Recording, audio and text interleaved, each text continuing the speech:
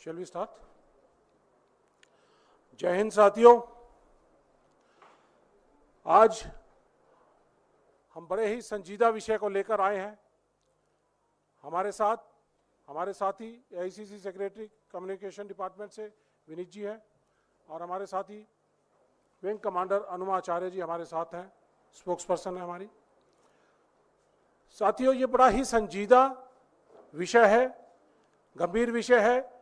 हमारी सेना से, हमारे सेना के सम्मान से, सैनिकों के सम्मान से जुड़ा हुआ मुद्दा है और कांग्रेस पार्टी तहे दिल से इसको एक्सेप्ट करती है कि हमारी सेना देश की धरोहर है और सेना के ऊपर उठाया गया कोई भी बात वो किसी भी नागरिक के हक में नहीं होती। हमारे सारे नागरिक इसे अपनी सेना मानते हैं और उसके सम्मान के लिए, अपने सैनिकों के लिए, अपने शहीदों के लिए, उसके लिए जी जान लुटाने के लिए तैयार है। साथियों, पार्लियामेंट के अंदर कई वक्तव्य आए अग्निवीर और अग्निपथ स्कीम। मोटे तौर पे हम अग्निपथ स्कीम की बजाय इसको अग्निवीर बोल दिया जाए, क्योंकि ज़्यादातर लोग समझते हैं कि अग्निवीर इसके ज़रिए जो सैनिक बनते हैं, तो अग्निवीर के तौर पे ये ज़्यादा कॉमनली नोन है। तो ये मुद्दा पार्लियामेंट के अंदर भी और पिछले 2 साल से कांग्रेस पार्टी और हमारे जननायक राहुल गांधी जी लोगों से संवाद करने के बाद, पूरे देश में भारत जोड़ो न्याय यात्रा में संवाद करने के बाद, इस मुद्दे को पूरी तरह से समझने के बाद, लोगों की भावनाओं को जानने के बाद एक फैसले पर आए कि अग्निपथ योजना को हमने खत्म करना है, अग्निवीरों को रेगुलर करना है और पुरानी स्थायी प्रक्रिया, भर्ती प्रक्रिया को लागू करना है और जो 1.5 लाख अभ्यर्थी जो सिलेक्ट हो चुके थे उन लोगों को हमने स्थायी प्रबंधन करना है। तो ये हमारा एक न्याय पत्र में दिया हुआ फैसला है। कांग्रेस पार्टी इसके लिए पूरी तरह से अडिग है। लेकिन संसद में हमारे रक्षा मंत्री राजनाथ सिंह जी ने आधी अधूरी जानकारी देश के सामने, संसद के पटल के सामने रखी, जिसकी वजह से एक बहुत बड़ा कंफ्यूजन का माहौल पैदा हो गया। Rahul Gandhi ji leader of opposition है, कांग्रेस पार्टी विपक्ष की प्रिंसिपल ऑपोजिशन पार्टी है। हमारी जिम्मेदारी बनती है कि हम लोगों के मुद्दों को, सेना के, देश की सुरक्षा के मुद्दों को, सैनिकों के मुद्दों को और अग्निवीरों के साथ जो भेदभाव हो रहा है, सेना के साथ जो भेदभाव हो रहा है, इन मुद्दों को उठाएं। हमारा बुनियादी रोल है सवाल पूछना, सवाल का जवाब देना। जिम्मेदारी बनती है सरकार की, मौजूदा सरकार की। जो लड़ाई लड़ी इलेक्शंस के दौरान, उसके अंदर जो मैंडेट आया 12 से लेके और 22% तक डिफरेंस, इनकी वोट्स कम हुई, तो उसके अंदर एक अहम मुद्दा अग्निपथ स्कीम भी थी, क्योंकि देश ने इसको खारिज कर दिया था। आज मैंडेट उनके खिलाफ है, 80 से ज्यादा सीटें वो हार चुके हैं और इसलिए हमारी और नैतिक जिम्मेदारी बन जाती है कि जिन मुद्दों को लेकर हम चुनाव में गए थे, उन मुद्दों को संसद में भी उठाएं, क्योंकि हमने वायदा किया है हम सड़क से संसद तक लड़ाई लड़ेंगे, जनता की लड़ाई लड़ेंगे। साथियों, बात आई अग्निवीर को क्या दिया जाता है और अग्निवीर को क्या नहीं दिया जाता। राहुल जी का मुद्दा है कि देश की सेना के साथ, सैनिकों के साथ, शहीदों के साथ भेदभाव नहीं होना चाहिए। 2 तरह के सैनिक नहीं होने चाहिए, 2 तरह के शहीद नहीं होने चाहिए।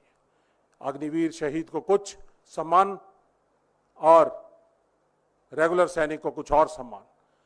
ये हमारे देश की ना तो परंपरा रही है और ना कांग्रेस पार्टी की नीति रही है और परंपरा रही है।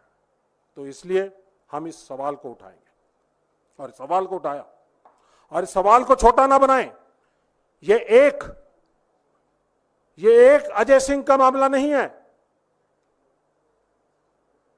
जो लुधियाना से आता है, रामगढ़ सरदारा का रहने वाला लैंडमाइन का शहीद है, ये उसका मामला नहीं है। उसके साथ साथ 13 जो अग्निवीर शहीद हुए हैं उनका मामला है।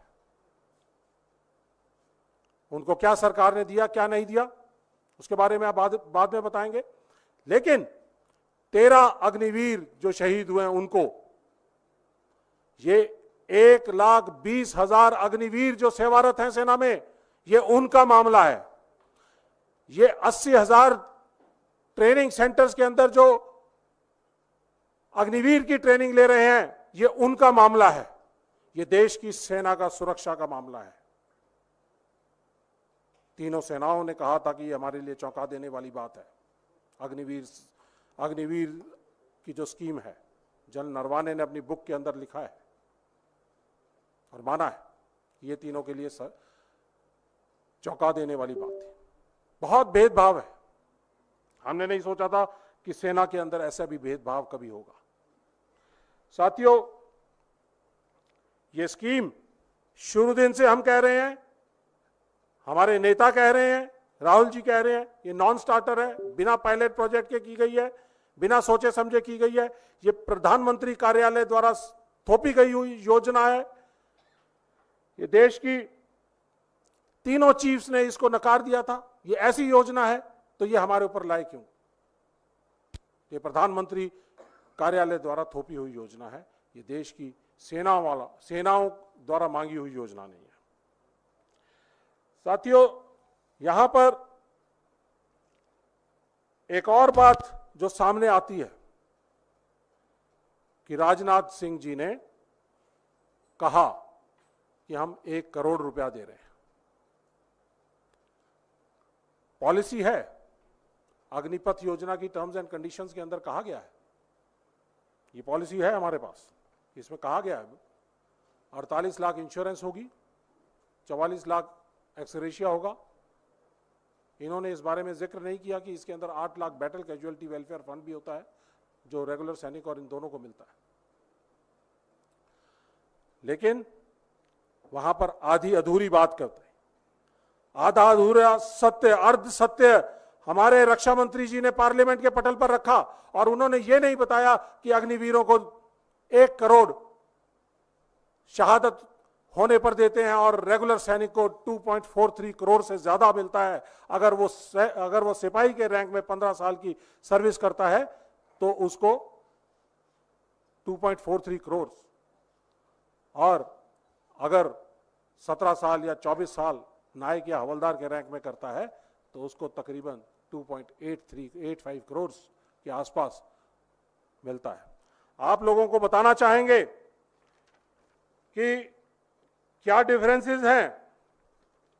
वो डिफरेंसेस आपको जानकर हैरानी होगी कि हमारे जो अग्निपथ स्कीम के तहत जो हमारे रेगुलर सैनिक हैं, जो अग्निवीर हैं, उनको 48 लाख इंश्योरेंस, रेगुलर सैनिक को 75 lakh, x gratia amount Agniveer को 44 लाख, रेगुलर सैनिक को 55 लाख।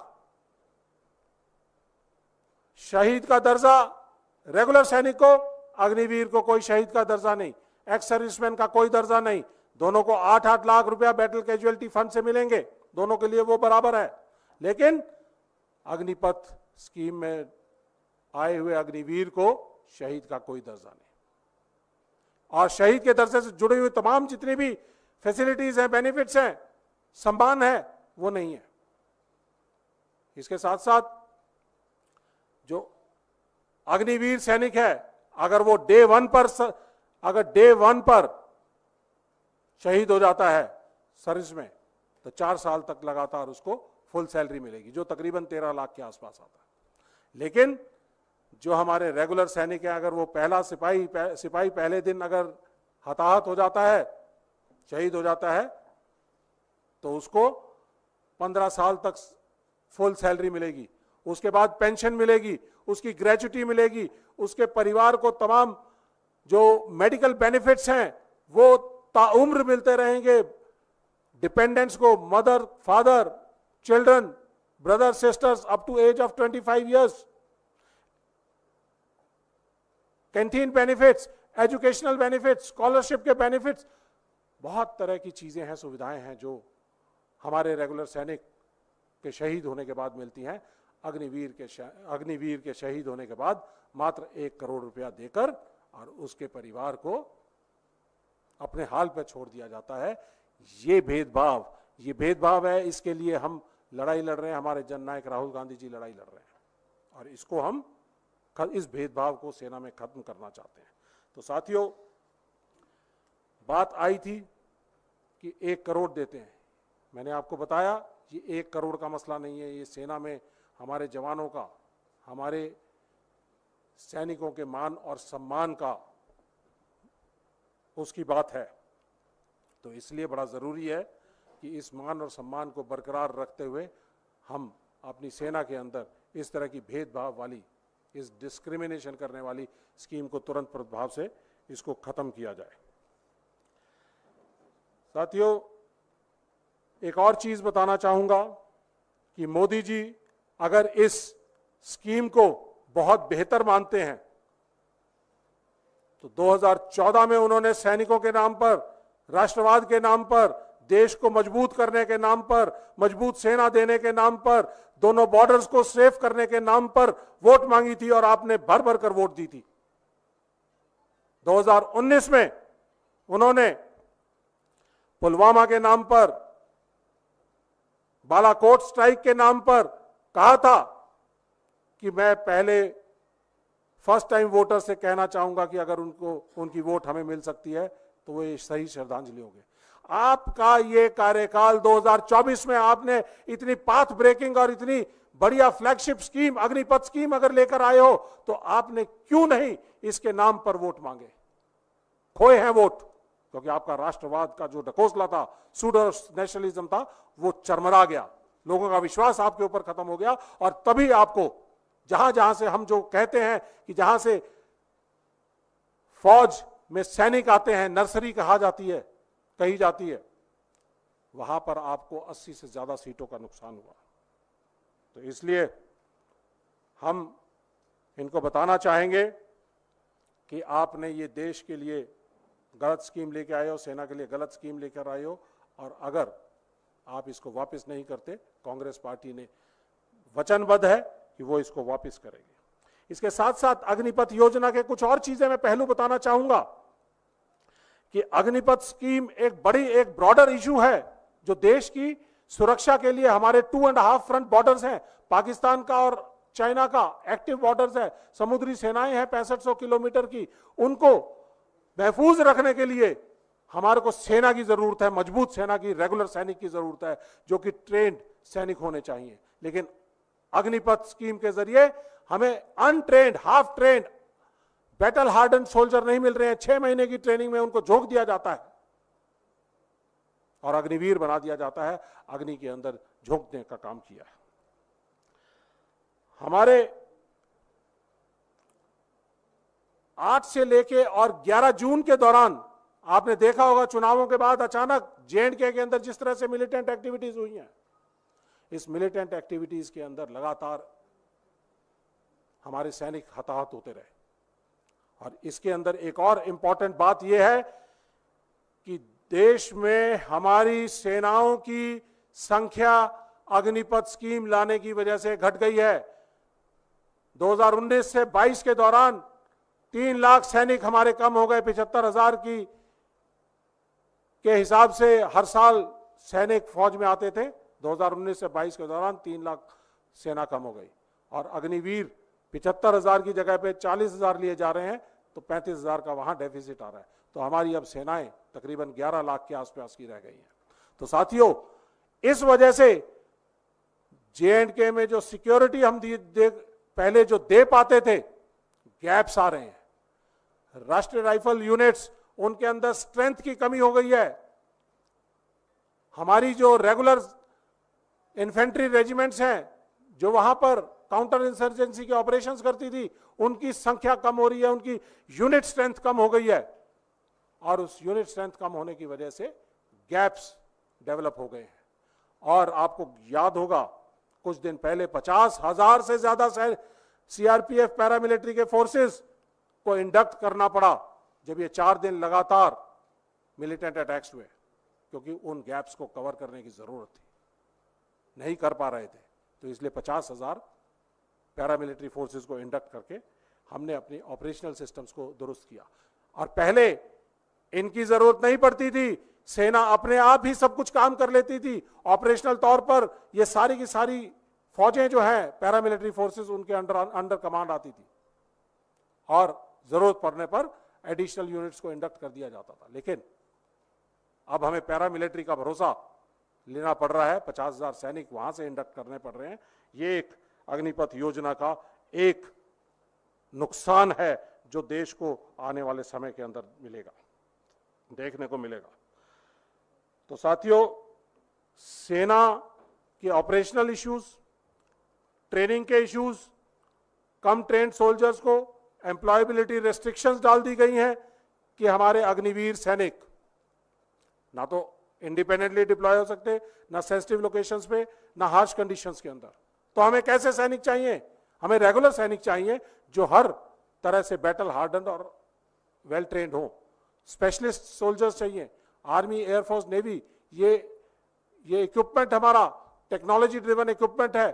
हमें मिसाइल्स चलानी है, हमें हेलीकॉप्टर्स चलाने हैं, जहाज चलाने हैं, समुद्री जहाज चलाने हैं। उसके लिए हमें वेल ट्रेन्ड सोल्जर्स चाहिए, जिसकी ट्रेनिंग करने के लिए हमें कम से कम 6 से 7 साल, 8 साल लगते हैं स्पेशलिस्ट बनने में, और सुपर स्पेशलिस्ट बनने में 10 से 12 साल लगते हैं। 4 साल के अंदर वो ना तो स्पेशलिस्ट बन सकता ना कुछ और ये पॉलिसी लेटर है, ये आप इसको देखना, इसके अंदर कहा गया है, इस पॉलिसी लेटर के अंदर इनको ना तो कोई कोर्स कराया जाएगा, ना कोई कैडर कराया जाएगा, ना कोई स्पेशलाइजेशन कराई जाएगी 4 साल तक। तो कैसे सैनिक तैयार कर रहे हैं? आज से 10 साल बाद आप देख लीजिएगा, हमारी सेना की स्ट्रेंथ सिर्फ 8 लाख रह जाएगी और उनमें से 6 लाख अग्निवीर होंगे और सिर्फ मात्र 2 लाख रेगुलर सैनिक होंगे। तो क्या हमारे देश की सेनाओं के हाल होंगे? तो साथियों, ये सब डिस्क्रिमिनेटरी चीजें हैं जिसकी वजह से कांग्रेस पार्टी का फैसला है, हमारे नेताओं का फैसला कि अग्निपथ स्कीम को खत्म करना है और ये डिस्क्रिमिनेटरी स्कीम जो अग्निवीर और रेगुलर सैनिकों के बीच में जो डिस्क्रिमिनेशन पैदा हो रहा है उसको बंद करना है। और इस भेदभाव की कड़ी के अंदर मैं आपको एक और चीज जो बहुत इंपॉर्टेंट है, 13 अग्निवीर अभी तक शहीद हो चुके हैं और उनमें सिर्फ मात्र 4 या 5 लोगों को, ये देख लीजिए, ये 13 अग्निवीरों की लिस्ट है, मात्र 4 या 5 हैं जिनको 48 लाख इंश्योरेंस का सम मिला है और इनमें से एक ही है जिसको पूरा 1 करोड़ का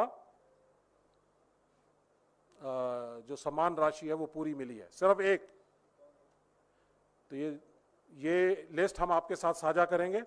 और ये वो है अक्षय गौते लक्ष्मण जो बुल्डाना में महाराष्ट्र का है, दूसरा अग्निवीर था जो शहीद हुआ सियाचिन में। पहला अग्निवीर जब 9 अक्टूबर 2023 को शहीद हुआ था तो आपने देखा होगा कि बुलेट वुंड्स के साथ वो शहीद हुआ और नगरोटा से उसको उसकी यूनिट के कुछ लोग एम्बुलेंस में लेकर आकर मानसा बठिंडा के अंदर उसको छोड़ के गए थे। ना कोई सैनिक सम्मान, ना कोई सम्मानजनक अंत्येष्टि जो शहीद को दी जानी चाहिए वो नहीं दी गई। जब हमने इसके ऊपर काफी, कांग्रेस पार्टी ने पूरा इसके ऊपर आवाज उठाई, हमारे नेताओं ने आवाज उठाई, प्रेस कॉन्फ्रेंसेस की गई, तो उसके बाद 22 अक्टूबर को 12-13 दिन बाद ही दूसरा अग्निवीर जब शहीद हुआ तो उसके ऊपर प्रेशर की वजह से उसको सभी कुछ दिया गया, लेकिन उसको भी 1 करोड़ दिया गया।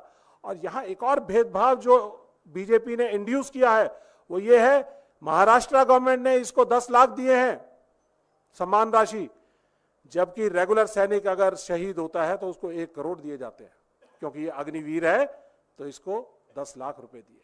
तो साथियों, ये भेदभाव जब सेंटर से चलेगा तो ये भेदभाव स्टेट्स के अंदर भी दिखाई देगा। तो इस भेदभाव को बंद करने के लिए हमारे नेता राहुल गांधी जी ने बात उठाई है और बात बड़ी बात थी। अग्निवीरों के बारे में बात कर रहे हैं, देश की सेना के सुरक्षा के बारे में बात कर रहे हैं, इसको छोटा मत बनाइए 1 करोड़ के बीच में तोलने के बाद। और जिस सैनिक के बारे में बात हो रही थी अजय सिंह, उसके पास से भी हमारे पास इनपुट्स, अभी फाइनल इनपुट्स आज सुबह आई हैं, जो ये कह रहे हैं, कल एक ट्वीट आया था, आपको मालूम होगा, लेकिन आज हमने जब जानकारी हासिल पूरी की तो सेना की तरफ से अभी तक आर्मी ग्रुप इंश्योरेंस की तरफ से 48 लाख रुपया उसको दिया गया है। बाकी का जो भी पैसा उसको मिला है वो स्टेट गवर्नमेंट से और बाकी और दूसरे जगहों से मिला है। लेकिन सेंट्रल गवर्नमेंट ने जो राजनाथ सिंह जी ने कहा था कि 1 करोड़ दिया है, वो गलत कहा था, 48 लाख। तो साथियों, पंजाब के अंदर ही 3 लोग ऐसे हैं, पहला शहीद अमृतपाल जिसको अभी तक कुछ नहीं मिला, अजय सिंह जिसको सिर्फ 48 लाख मिला, और